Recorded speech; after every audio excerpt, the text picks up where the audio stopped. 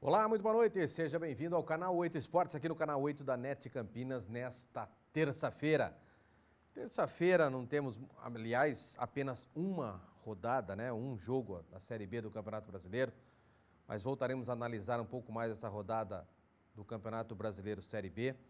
Também vamos falar um pouquinho de Série A, sobre o que aconteceu no final de semana e também já projetando mais uma rodada, porque agora as atenções voltam para a última rodada do Brasileiro da Série B, e também para as outras 4 do Brasileiro da Série A.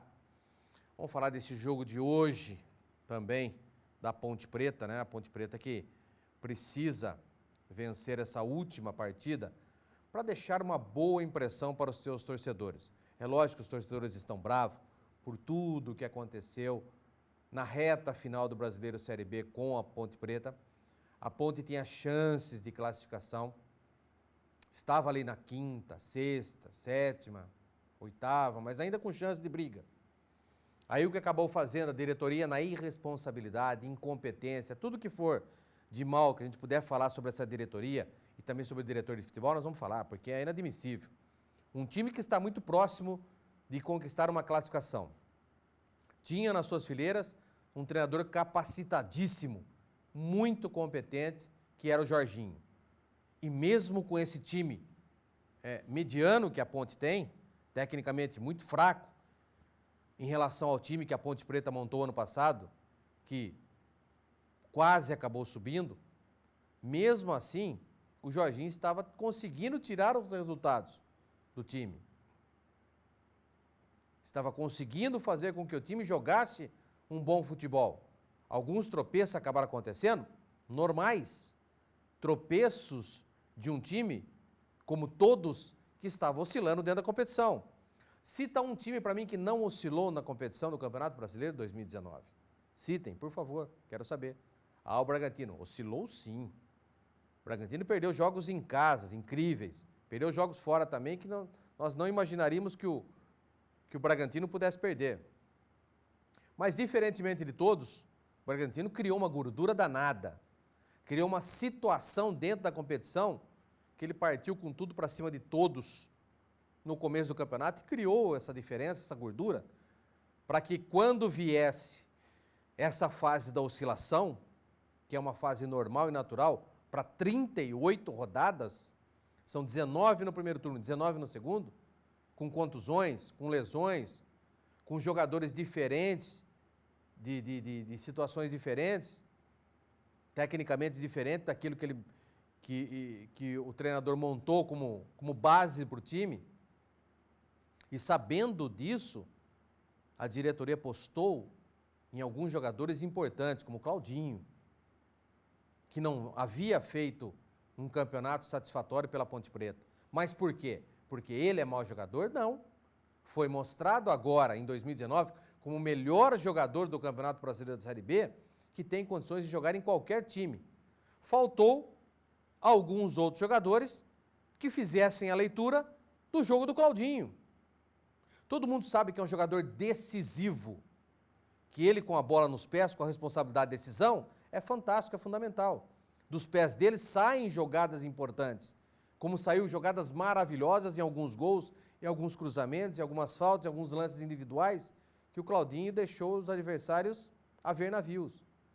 Então ele era incompetente? Não, pelo contrário, são os jogadores que jogam ao lado. E aí, pensando nisso, a diretoria do Bragantino, aliada à diretoria do Red Bull, fizeram contratações que pudessem deixar em evidência o futebol de Claudinho. Claudinho era a estrela do time e todos sabiam que ele era a estrela do time. Ele jogou como estrela e todos entendiam que ele era a estrela, que ele era o diferenciado. Então as bolas, 90% das bolas tinham que passar pelos pés dele.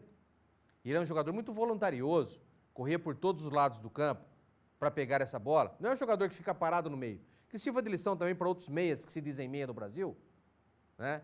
Que o meia é aquele que vai buscar aquela bola na defesa, o meia é aquele que aparece dentro da área para finalizar, o meia é aquele que aparece na lateral esquerda para pegar uma bola, para ajudar um lateral. O meia é aquele que aparece também na lateral direita, ou na ponta direita, para aproveitar uma oportunidade de ataque. O meia hoje, que nós dizemos na gíria do futebol, o meia vertical é esse. Não é aquele cara que fica só numa faixa pequena, estreita no meio de campo, só tique-tique de um lado, tique-tique do outro. Que fica aliado à marcação de um adversário que bota um volante em cima dele. Quantas vezes eu vi treinadores adversários botando volante em cima do Claudinho, o que ele fazia? Ele trazia o cara para a área dele. E aí, os outros jogadores do meio-campo do Bragantino entravam na posição dele e se davam bem e faziam gols. Então o jogador tem que ser inteligente, e o Claudinho é um jogador desse inteligente. Então que sirva de lição também a postura do Claudinho dentro de campo para outros jogadores e para outros treinadores também, que tem que pensar em ter jogadores de técnica, de qualidade nos seus elencos. E o Bragantino fez muito bem isso. Foi o principal jogador de 2019. E não tenho dúvidas que na Série A do Campeonato Brasileiro, ao lado de outros jogadores com muito mais talento também, pode também ser o diferencial para 2020. Por que não? Porque é um jogador de muitíssima qualidade. Tá? Então, voltando um pouquinho para aqui, para Campinas, que é a nossa região, a gente imagina que hoje, contra o Brasil de Pelotas, a Ponte Preta possa apresentar um melhor futebol. É o mínimo que a Ponte Preta pode fazer para o seu torcedor. O mínimo, já que administrativamente foi um fiasco. Dentro de campo, a irresponsabilidade dos seus dirigentes em tirar um Jorginho, que hoje está lá, ó, subiu o acesso, vai constar lá no seu currículo, acesso à elite do brasileiro em 2019, onde poderia ter levado a Ponte Preta para isso. Mas não, a ganância, a ousadia de achar que tirar o Jorginho e trazer o Gilson Kleina, nada contra o Gilson, pelo contrário, temos uma amizade, gosto muito dele, admiro o trabalho dele. Mas aquele momento não era momento para o Gilson vir, era momento de permanecer com o Jorginho. Porque para fazer isso que o Gilson fez no campeonato, o Jorginho faria muito melhor. Mas muito melhor. Porque tinha o controle do time. Ele sabia quando usar A, B, C ou D no time. O time já estava montado com a cara dele. E aí você trazendo um outro treinador da metade para frente do campeonato, faltando 12, 13 rodadas, não daria certo jamais, porque o raio não cai duas vezes no mesmo lugar. E o que aconteceu ano passado? Quando faltando 10 rodadas, o Gilson veio e quase classificou o time, mas porque tinha um bom elenco nas mãos, o Gilson veio e simplesmente lapidou o que tinha. Era diferente da situação desse ano, que já estava bem, estava a ponto de se classificar, estava na 6ª, 7ª colocação. E aí vem um treinador com outra filosofia para tentar implementar num time que tecnicamente era muito inferior ao ano passado, simplesmente, mas errou a diretoria da Ponte Preta. Que sirva de lição, que sirva de exemplo, para que o ano que vem não cometa mais isso. Eu acho que a Ponte é grande o suficiente para não ficar dando esses tiros no pé como deu esse ano. E principalmente os erros administrativos. É inadmissível que um diretor desvie recurso que era para o profissional da base, não estou falando de refrigerante, de Gatorade, do que quer que seja, desvie recurso que vem única e exclusivamente para o profissional, para os jogadores dentro de campo, desviar para se ganhar dinheiro fora.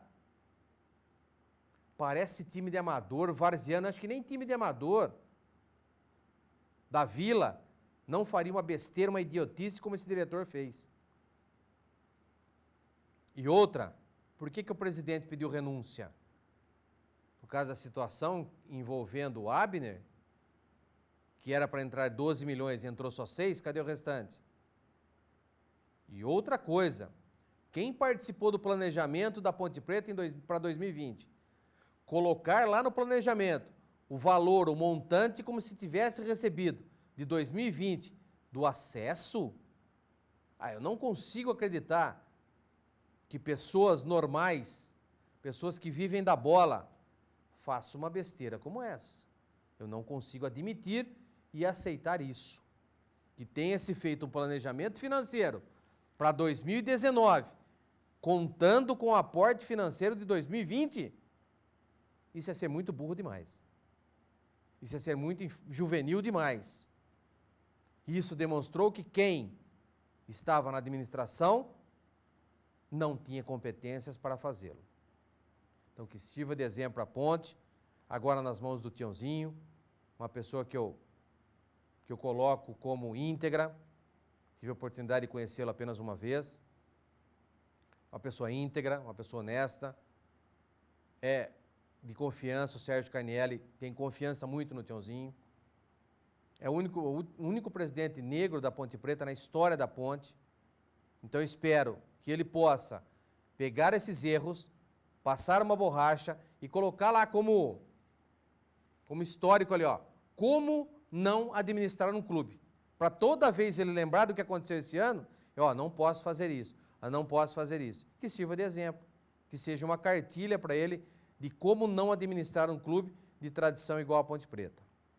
Nós temos algumas informações importantes da Ponte Preta, que é justamente nessa gestão do Tiãozinho, e a situação do elenco para 2020.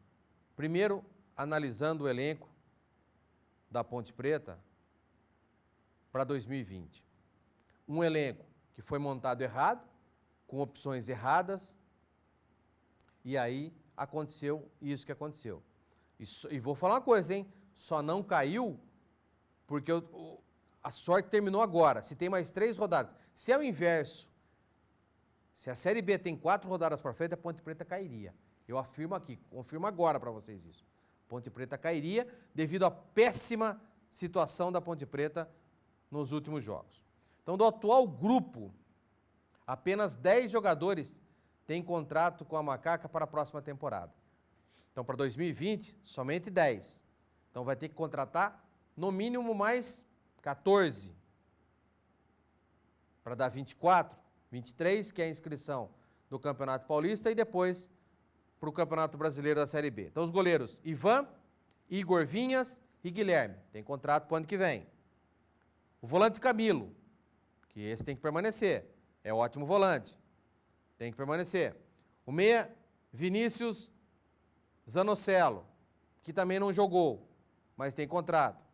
Os atacantes, Bill, também não jogou. João Carlos, muito pouco. Vico entrou em vários jogos. Marcondelli também entrou em vários jogos. E Roger. Então, daqui, dá para se aproveitar Roger, Vico e Marcondelli, que é da base. Vico, Marcondelli da base, e o Roger, que é um jogador experiente que pode dar alguma coisa. Do resto, sinceramente, não foi aproveitado nenhum desses. Não sei se vão ser aproveitados mesmo com o contrato ano que vem. 16 vínculos terminam em dezembro. Então vamos lá. Os goleiros, Guilherme, até 31/12/2020. Então o Guilherme tem contrato até o ano que vem. Ivan, até 2023. E o Igor, até 2021. Então, em termos de goleiros, é lógico que algumas informações dão conta de que o Ivan deva ir para o Palmeiras, mas ficaria com o Igor e com o Guilherme. Ótimo. Contrataria mais um ou aproveitaria mais um da base, tanto faz. Eu iria buscar mais um goleiro e colocaria o Igor como titular desse time. E já mostrou ser um goleiro do tamanho do Ivan também. Então, mesmo perdendo um goleiro, a Ponte Preta ficaria tranquilo. Agora, laterais. Arnaldo vai embora agora em dezembro. Edilson também vai embora em dezembro. Guilherme Guedes vai embora em dezembro. E Matheus Alexandre vai embora também em dezembro. Então, a Ponte Preta ficaria sem laterais, vai ter que ir no mercado contratar no mínimo 2 laterais direito e 2 laterais esquerdo. Zagueiros. Ayrton, até 2019, vai embora. Henrique Trevisan também vai embora. Reginaldo vai embora e Renan Fonseca também vai embora. Eu tentaria a renovação apenas com o Renan Fonseca. O resto, o Ayrton, o Henrique e o Reginaldo, sigam as suas vidas e eu buscaria mais outros 3 zagueiros. Volantes, Camilo permanece, que tem contrato até 22. Lucas Mineiro até dezembro e o Washington até dezembro. Eu ainda permaneceria com o Lucas Mineiro, que tem nome e é um jogador importante para o ano que vem. Então, Camilo e Lucas Mineiro, o Camilo tem ainda contrato até 22 e o Lucas, dezembro, mas senta-se com ele e renovaria contrato do Lucas Mineiro até 2020, o final de 2020, tanto faz. Meias, o Arauz pertence ao Corinthians, vai embora agora. Mas eu tentaria ter uma renovação, porque tem 19 anos, é um jogador de muita qualidade, tem muito a crescer. E encaixou certinho no time da Ponte. Everton, também sai em dezembro. Renato Cajá em dezembro. Vinícius Zanocelo, esse Vinícius vai até 21, que é um jogador ainda em formação. Tentaria a renovação com o Arauz e com o Renato Cajá para 2019.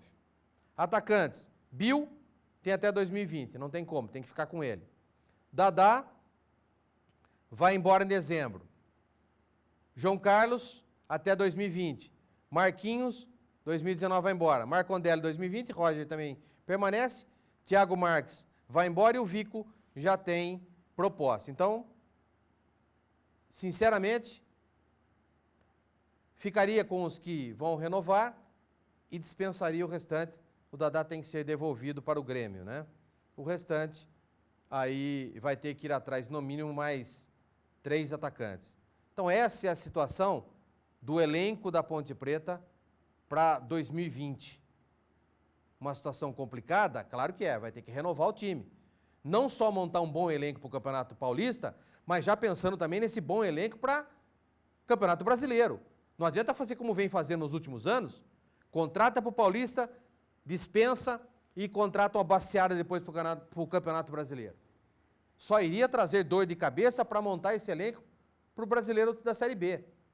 Então já traz jogadores, já espero que tenham tido monitoramento de alguns jogadores da Série B, em alguns clubes, que são vários que jogariam fácil aqui, e a Ponte se daria bem com esses jogadores, monta um bom elenco para a permanência desses jogadores para a Série B.